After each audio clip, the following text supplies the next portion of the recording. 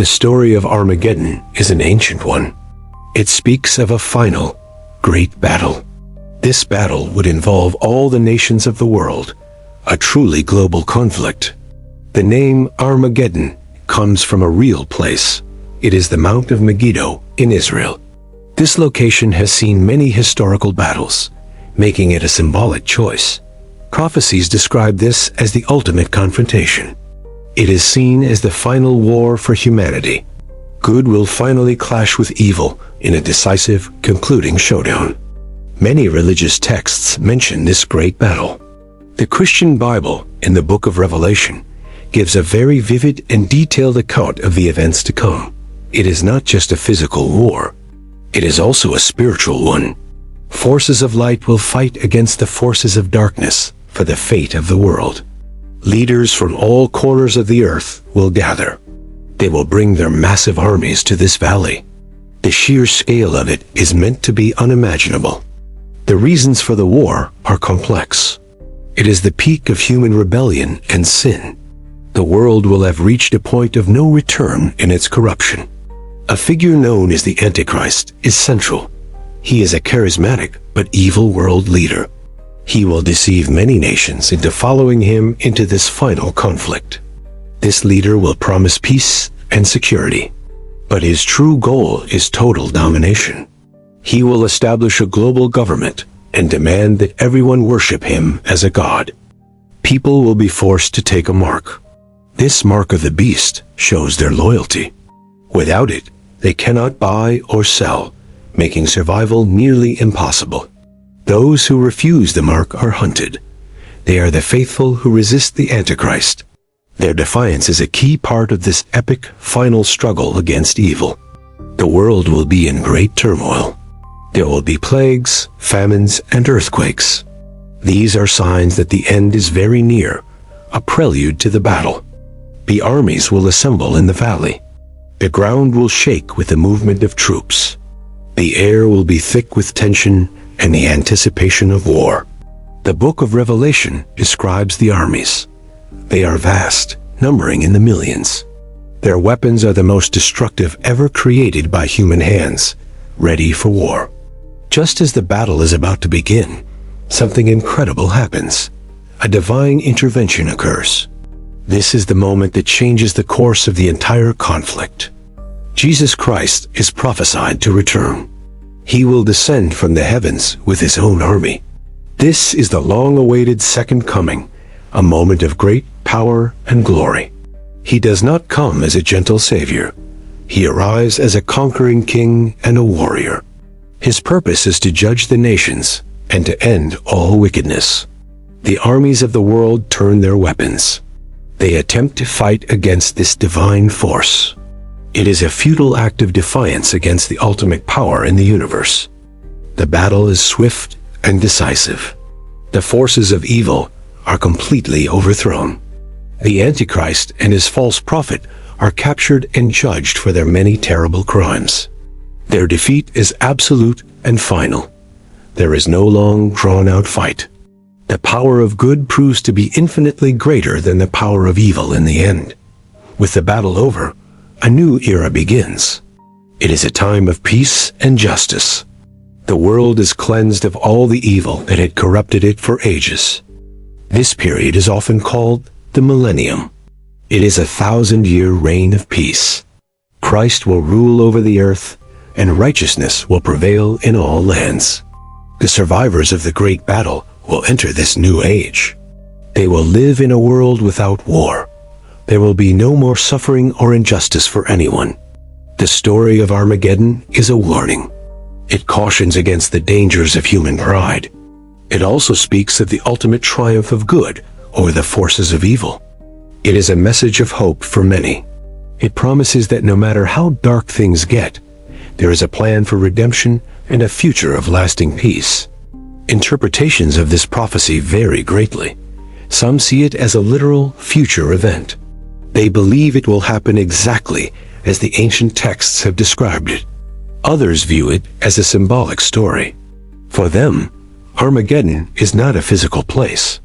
It represents the ongoing struggle between good and evil within each person's heart. They believe the battle is fought every day. It is fought in our choices and our actions. We decide which side we are on through how we choose to live. This symbolic view is also very powerful. It makes the story personal and immediate.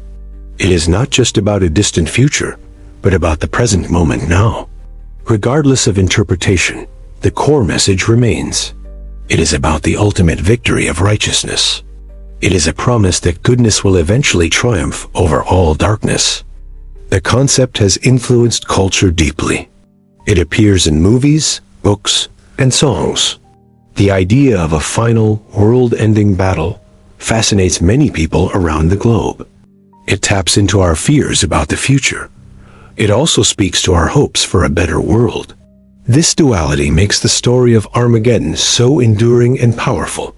The gathering of armies is a key image. It represents the height of human arrogance. Nations believe their military might can solve all of their many problems. They put their faith in weapons and power. They forget about justice, mercy, and peace. This is the fatal error that leads them to the valley of Megiddo. The environmental disasters are also significant. They show a world out of balance. Humanity's poor stewardship of the earth has finally caught up with it completely. The rivers turn to blood, the seas die. The sky is filled with smoke and fire. These are graphic depictions of a planet that is groaning under human sin. The choice to take the mark is crucial. It is a test of faith and loyalty. It separates those who follow the world from those who follow a higher power. This choice has eternal consequences. It is not just about temporary survival. It is about where one's ultimate allegiance truly lies in the grand scheme of things. The return of Christ is the climax. It is the moment everything has been building towards. It is the unexpected twist that the forces of evil did not foresee. His army is not of this world. It is composed of heavenly beings and saints. They are an unstoppable force for good, destined to achieve a complete victory. The judgment that follows is swift and fair. All are held accountable for their deeds. There is no escape from this final divine reckoning for their actions. The false prophet is also a key figure. He performs great signs and wonders. He helps the Antichrist deceive the people of the world into following him. Together, they form an unholy trinity. They mimic the true Godhead in a perverse way. Their goal is to usurp all divine authority and to rule over all. Their power seems absolute for a time. Many believe they are invincible. But their reign is short-lived, destined to end in a sudden and total collapse. The 1,000-year reign is a restoration. It is a return to an ideal state. The earth is healed, and humanity lives in harmony with its creator once more. This era is described in utopian terms. The lion will lie down with the lamb. There will be no more predators or prey, only peace between all living creatures. Knowledge of God will fill the earth. Everyone will understand the ways of righteousness. There will be no need for laws or police, as all will live justly. The story serves as a moral compass. It guides people to live better lives. It encourages them to choose good over evil in their daily thoughts and actions. It reminds us that our choices matter. They have an impact not only on our lives, but on the world. We are all participants in this great spiritual struggle. The finality of the battle is important. It is not just another war in a long series. It is the war to end all wars, bringing history to its conclusion. After this, there is a final judgment. This is for all who have ever lived. Everyone must stand before the throne and give an account of their entire life. The righteous receive their eternal reward. They enter into a new heaven and new earth. It is a place of unimaginable beauty and joy, beyond all human comprehension. The wicked are cast into the lake of fire. This is a place of eternal punishment. It is the final separation from all that is good, holy, and pure. The imagery is stark and powerful.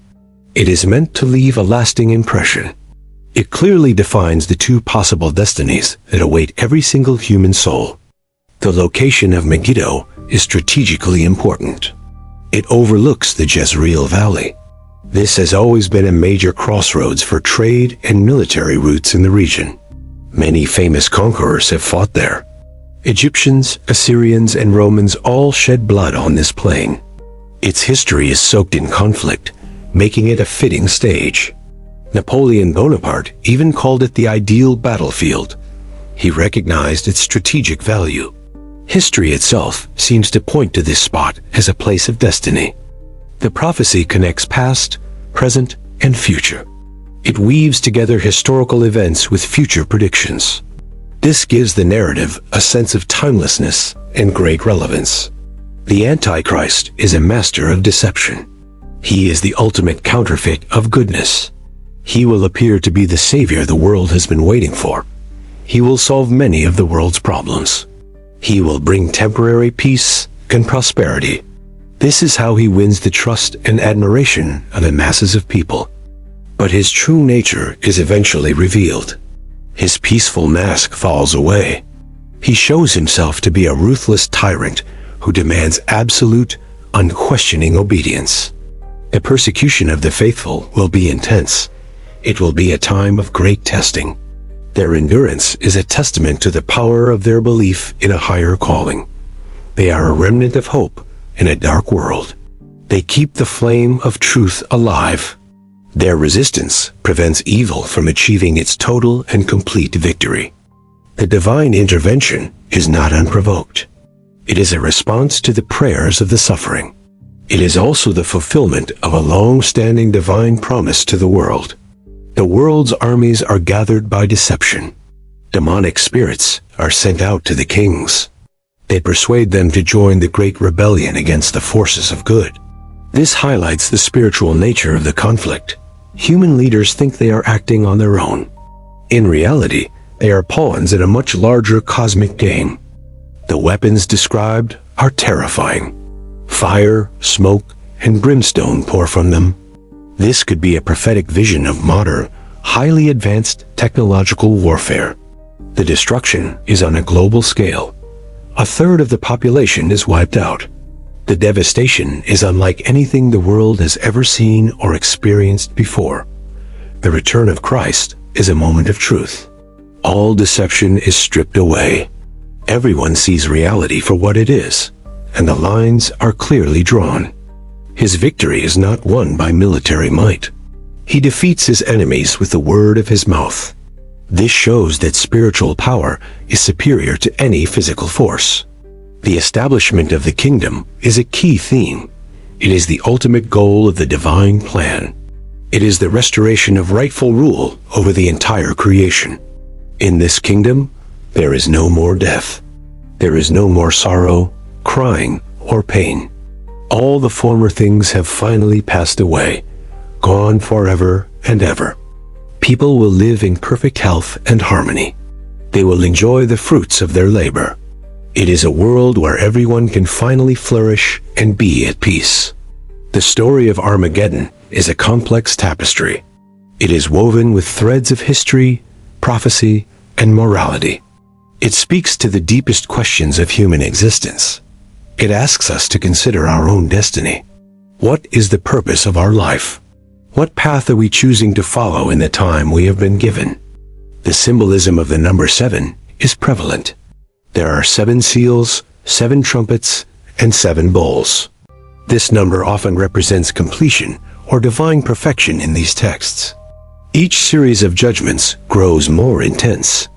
They are a progressive warning to humanity. It is a final call to repent before the very end finally arrives. The fall of a great city is also described. It is called Babylon the Great.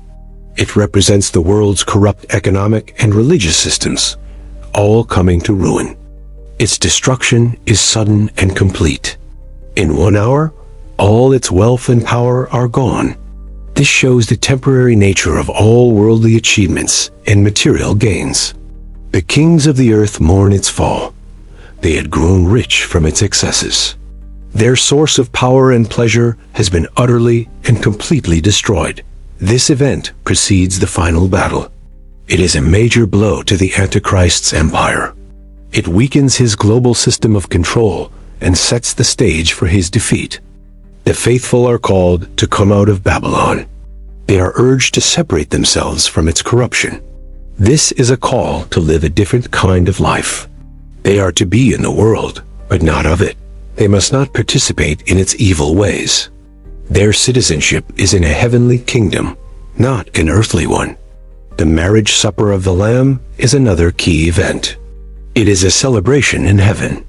It symbolizes the union between Christ and his redeemed people, the faithful church. This takes place before the final return. It is a moment of joy and reward. It stands in stark contrast to the judgment and wrath unfolding on earth below. The bride is dressed in fine linen. It is clean and white. This represents the righteous acts of the saints who have been purified and made holy. The story is full of such contrasts: light versus darkness, good versus evil, joy versus sorrow, and ultimately, the great contrast between life and death.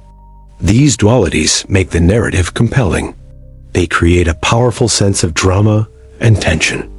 The stakes could not possibly be any higher for all of humanity. The role of angels is also very important. They act as messengers and executioners of divine judgment.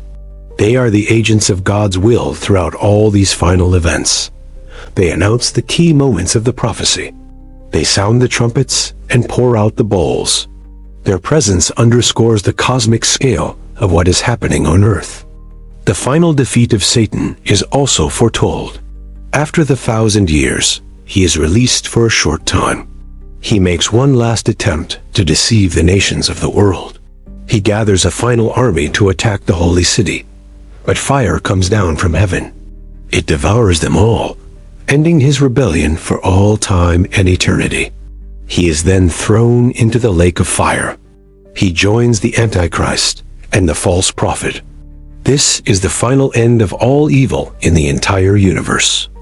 The creation of a new heaven and a new earth follows. The old order is completely gone. Everything is made fresh, new, and perfect, just as it was meant to be. The holy city, New Jerusalem, descends. It comes down from heaven to the new earth. This is where God will dwell with his people forever and ever in peace. The city is described in breathtaking detail. Its walls are made of jasper. Its gates are made of pearl, and its streets are paved with pure gold. There is no temple in the city. God and the Lamb are its temple. The people will have direct, unfiltered access to the divine presence for all of eternity. There is no need for a sun or a moon. The glory of God provides all the light. It will be a world of eternal day with no more night at all. The river of the water of life flows from the throne. On its banks grows the tree of life. Its leaves are for the healing of all the nations. This is the ultimate end of the story. It is not a story of destruction, but of recreation. Armageddon is the painful path to a perfect, everlasting peace for all.